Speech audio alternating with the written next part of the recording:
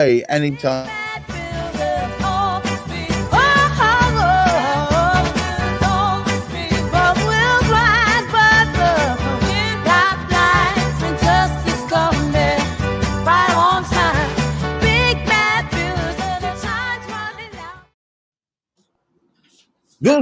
Bienvenue. Welcome to yet another Cladding Matters. And it's beautiful weather, so let's celebrate that. But apparently, there's a crisis in the offing, an EW1 crisis, an EWS1, I should say, crisis with consequences that burn. Hamish, would you get us going, please? Certainly. I'm sure Zara's on her way.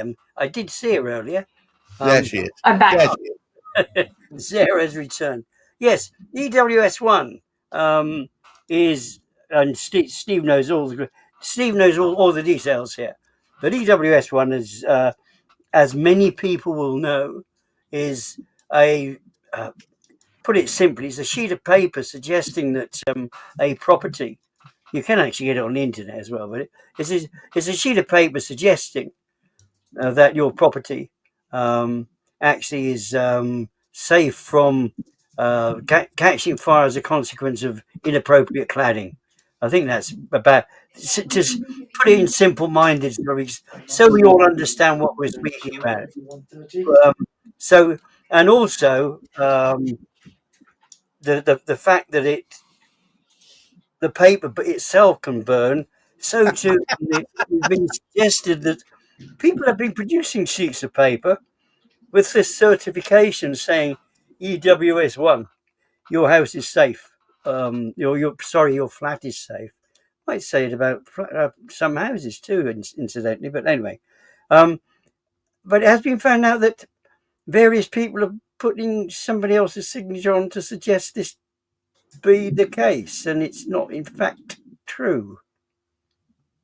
That could never happen.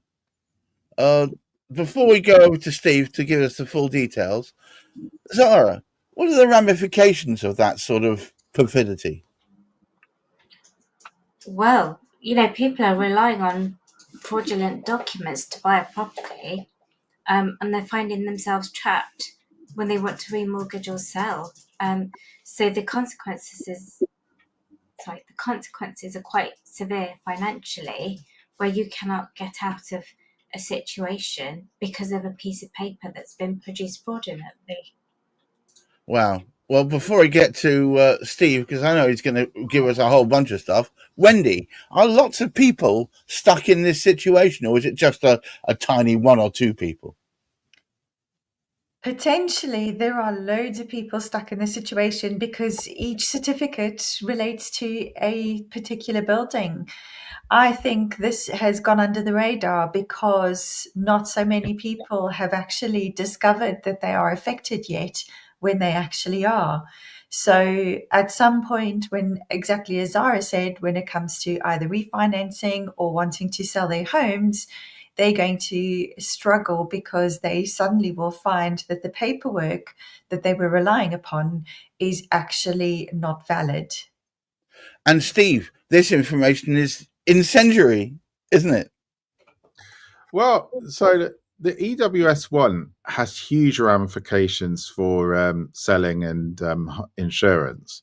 And it's basically a form that a fire engineer, they look at your place, your development, and then they give you a rating. So the key ratings everyone wants are ratings beginning with A.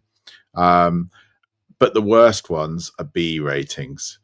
B means that there is a fire risk because combustible material remains on the building. So there's two killer ratings. There's B1, which is just acceptable, which is what all the post-Grenfell remediations are sort of tending towards, doing the minimum, leaving the combustible stuff on, which anyone that's been following the terrible curse at Royal Artillery Keys of these ratings, and you'll know we're right in the middle of it and fighting against our B1 because we want these A ratings. But the B2 means that the building needs a lot of work being done to get rid of the combustible, and it isn't considered an adequate state of play. So what happens if a fire engineer gets lent on by a builder? if they give a B1 rating when they come and investigate, the builder doesn't have to pay the millions to fix it. Whereas if they give a B2, then they're on the hook. And because you've got these developer contracts that have signed the top 50 builders to fix 30 years worth of defective blocks of flats, and also public funding where the Treasury is involved in giving taxpayers money, you can see where this is going. All on one guy, a very, very reputable and very morally strong guy or girl to basically take on that pressure. Because if they say a B1, then huge money doesn't have to change hands. So I just got a comment come in. Unfortunately, they haven't identified themselves, but it's from some LinkedIn user. Surely it's a fake certificate, then home insurance would be invalid. Well, this is the key. So the insurers are kind of just making the money. They don't want to invalidate. They're just upping the premiums, and that's what's happening at Royal Artillery Keys. We effectively have a B2 rating at the moment. So instead of losing our insurance, they say, "Oh, we'll make more money out of these suckers." So this is the problem. But to talk about Tri-Fire, this is where it gets darker. So Kiziak was suspended. This is Adam Kiziak from Tri-Fire, and he was suspended and investigated by the Institute of Fire Engineers. And he and his company basically were doing a huge amount of EWS work, signing off these buildings. And now, is this before we get into up to our necks in it and sink? Is this sub judice or not? This is on the BBC website, so I'm well, if it's on the BBC, then we're better off. Yeah, I'm only reading out what is in the public domain. Okay, good. And basically, there's no official register, BBC says, of EWS certificates, but analysis said that 410 of the 1,139 EWS ones signed off between March 2020 and the end of 2021 was issued by Tri-Fire. So that's a large percentage of the EWS ones signed off. Hang on, so it's 400 and something?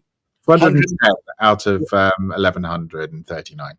Well, so that's about 45%. Yeah, so they're doing a lot of work in this field. And there's an alleged issue where a Mr. Salazou in Saudi Arabia is claiming that his signature's been used without his permission on some of these EWS1 forms by Tri-Fire. Right. Now, just to be clear, there isn't any finding that has actually happened, although there's a lot of information on the website that gives that impression. But let's say it needs to be investigated. But this isn't about Tri-Fire. This is about the situation we find ourselves in, where you have a huge financial repercussion to one fire engineer giving some rating on a form. And they want further work from the developers. And this is the conflict of interest. But, one thing I will say is we had back to Royal Artillery Keys, and then I will give way. We had some great news. We managed to prove to our building owner and their lawyers over the last 9 months that we don't have a bean to pay for relevant defects under the Building Safety Act. We don't have to pay the £15,000 that has been sent to each of us as our maximum liability in our legal landlord certificates. And do you know why? Well, this is it. Good old Barrett at Royal Artillery Keys. And good Lord, not Barrett again. Yeah, unknown developer made the terrible mistake of buying the freehold at Royal Artillery Keys back before the Building Safety Act came in, which made them a superior landlord under the Building Safety Act, and therefore doesn't require a qualifying lease test, which basically is all that mumbo jumbo where you've got to look at how many properties people earn, whether they have enfranchised or not. None of that applies. All leaseholders are covered by this clause, and if the superior landlord is responsible for the defects, and I think we know Barrett are at the time, which was in 2022 when this legislation came in, then no money is paid by any leaseholder anywhere in that development. End of. And couldn't happen to a nicer builder. So we managed to get the agent of the two building owners at Royal Artillery Keys to correct the certificate for me, And I jolly well hope they'll do it for everyone that they've issued incorrect certificates. But a liability of 15k that's just evaporated. Now that's a good week. That's an excellent week. Zara, this whole business, and you are muted by the attack. This whole business whereby your insurance is null and void, people are paying insurances with the basis that it gives them some degree of cover. If unbeknown to them, their insurance is completely invalid, not they've put out money, they've spent money for something that has no point to it. Yeah, but as with all insurance, you just don't know if it's going to pay out or not, do you? It's always at the last minute when something happens and people put in a claim that you know whether or not the insurance is going to pay out. You think you've got peace of mind with having insurance there. Right. But, the insurance guys are making as much money as they can. Whether or not they'll pay out is a different question. Wow. Wendy, it must be a trying time at the moment. We don't know quite whether or not that all these new flats are going to become available, whether or not in the next few years the amelioration is going to be done so that the cladding is removed and they become habitable again. And there just isn't enough housing stock for first-time buyers, right? Indeed, and any first-time buyer who is considering buying one of these flats at the moment, because let's face it, people are trying to sell them off on the cheap just to try and get rid of the noose around their own necks, is going to cause further issues for first-time buyers, because service charges will go sky high through the roof as a lot more of these EWS1 certificates are discovered to be potentially invalid. New certificates will have to be undertaken or completed to replace them. And it begs the question how many of those actually are validly B1 rated buildings when they should really be B2 rated buildings.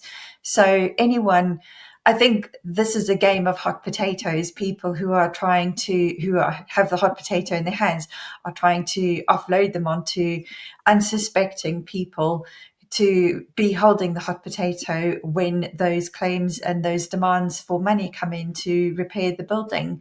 And unfortunately, because first-time buyers have very little knowledge about the whole home buying industry, it's very likely that they're going to be the ones holding the hot potato right at the very end.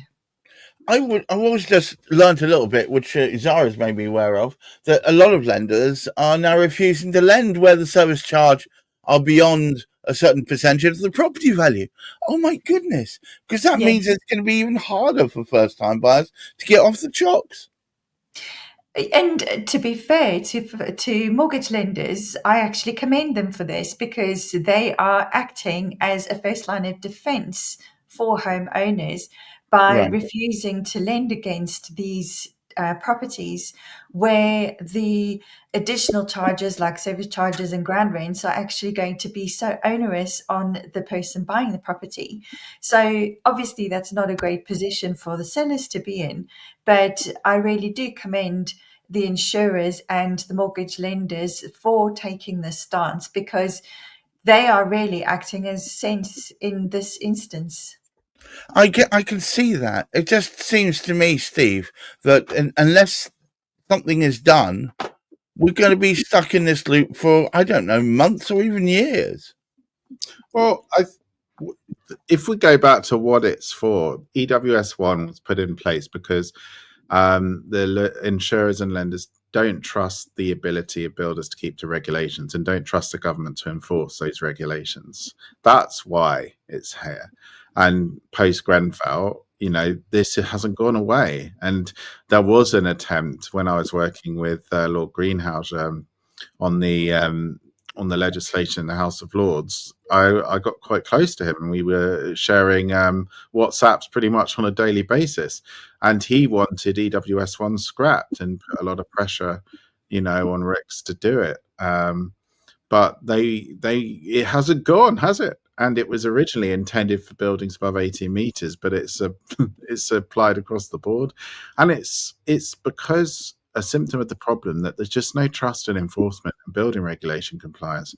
And that's why we need, dare I say it, here's the shameless plug, but we need a different approach. We need the enforcement of building regulations to be reinstated as something the lenders and insurers can trust, then we go away from these forms. We don't need them anymore. We don't need PAS either. We can go back to, have you complied with the regulations? Oh, no. Well, then you're going to have to pay under the Earl of Lytton scheme. We don't have to go through the courts. It will be fast, effective, swift justice for the homeowner.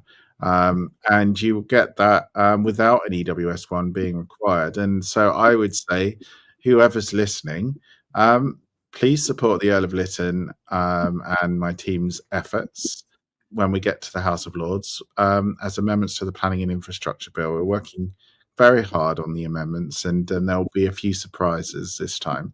It isn't just the same scheme, but we will be unveiling on Cladding Matters how it all works. Unveiling, no. Hamish, we're a big fan of swift justice here on Cladding Matters, but the problem is, it seems to me they've produced a bunch of different standards that don't quite hit the mark. EWS1 just being one of them. It just seems to me you get the B, and that basically condemns you. There are so many contradictory things going on, and as we well know, the last thing we want is repeated regulation, a particular regulation without full thought being attached to that particular regulation being introduced. And when we speak about, for example, what brought this about, there's two aspects that brought this about, both of which are very serious issues. The very first one was Grenfell itself, because without Grenfell, people would not have been looking as deep by now, I don't believe. Although we've had other tragedies, although we've had other instances of flats catching fire, and actually that fire actually proceeding to various other areas of the building, it wasn't as serious. So people, from a historical perspective, seem to be thinking, oh, well, that's okay. It's not so bad now. We're not losing 72 people each time we have a... Now, that, I'm sorry, I didn't mean it the way that perhaps sounded to some people, but to other people, they will realise that it's an absolute atrocity that this situation is being allowed to arise. But what we do, a sad thing, you look at this, there's so much going on there. And then you look at this idiocy behind this, but we've got 8 blocks of flats, all identical. One of them has got serious fire issues, yet they're all identical. What is wrong with those other 17?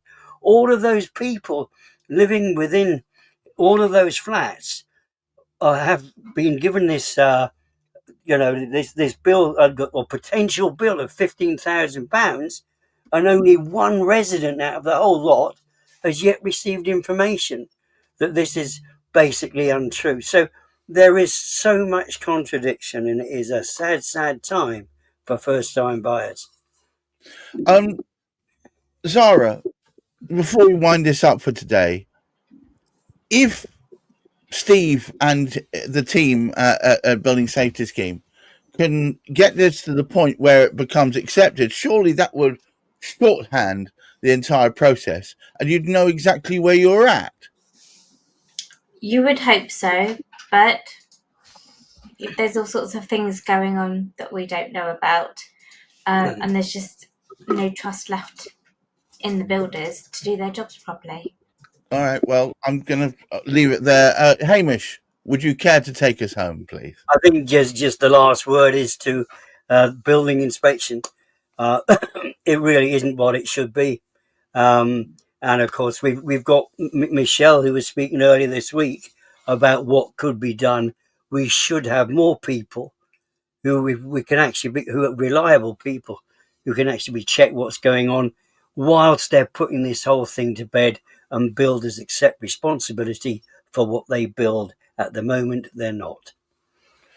Well, look, on that bombshell, not really much of a bombshell, half expected, I would like to thank all of our stalwarts, of course, Zara Olibokas of Nexit Law, Wendy Gibson of the First Time Buyers Club, Steve Day of Building Safety Scheme.org, and also, of course, supporting the Royal Artillery Keys, up the keys, and of course, our Lord and Master Hamish McClay of Search Convey, and all of you out there who are perhaps stuck in your places of abode and are feeling that there's no way forward. I promise you, we keep pushing, we will achieve. Steve has certainly, in the short time he's been working on this, has achieved many great milestones, and there's a few more to come. Keep your feet on the ground, keep reaching for the stars. Maybe you'll hit the moon on the way, and try and look after that mental health. Until next week, goodbye.